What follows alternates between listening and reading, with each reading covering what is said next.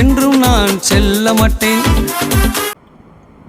அன்பான தேவ பிள்ளைகளே, Dear beloved believers, எல்லோரும் சந்தோஷமாக இருக்கிறீங்களா? are you all happy? வாழ்வில உயிரோடு கூட இருக்க வேண்டும் என்று தேவன் விரும்புகிறார். Jesus wants you all to be in the big height. ஒருவேளை என் வாழ்வு உயராமல் இன்னும் நான் தாழ்மையில இருக்கிறேன் என்று எண்ணிக்கொண்டிருக்கிறாயா? If you all feel that you are all in very down situation, ஆலயத்துக்கு போய் என்ன பலன் இருக்கிறது என்று யோசித்துக் do you கொண்டிருக்கிறாயா? think what is the use of going church? என் ஜெபங்கள் கேட்கப்படாமல் இருக்கிறது என்ற வருத்தத்தோடு காணப்படுகிறாயா? Do you all think that your all prayers are not listened by the God? எத்தனையோ கூட்டங்களுக்கு கடந்து போனால் என் வாழ்வில் உயர்வு வரவே என்று ஏக்கத்தோடு இருக்கிறாயா? Do you all feel I'm all going to every church and I don't get anything from God? இதனால இந்த கிறிஸ்துடைய அன்பை விட்டுவிடலாம் என்ற எண்ணத்தோடு நீ காணப்படுகிறாயா?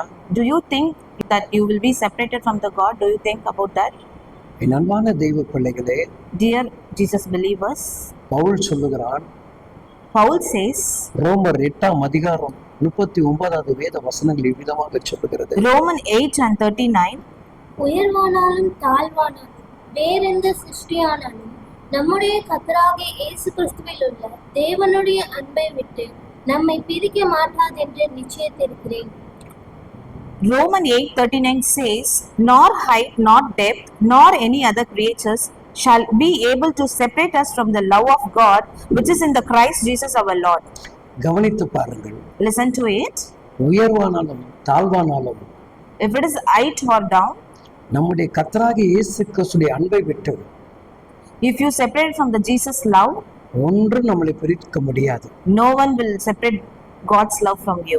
அதனால்தான் யோபு சொல்லுகிறான், Yobu says, கர்த்தர் கொடுத்தார், கர்த்தர் எடுத்தார், Jesus given and the same thing taken by the God. அவருடைய நாமத்துக்கே ஸ்தோத்திரம் உண்டாகட்டும் சொல்லலாம். Praise the Lord in His name. அதனால் கிறிஸ்துடைய அன்பை அவன் விட்டுவிடவில்லை. Don't separate from the God's love. எல்லாமே இழந்து போனான்.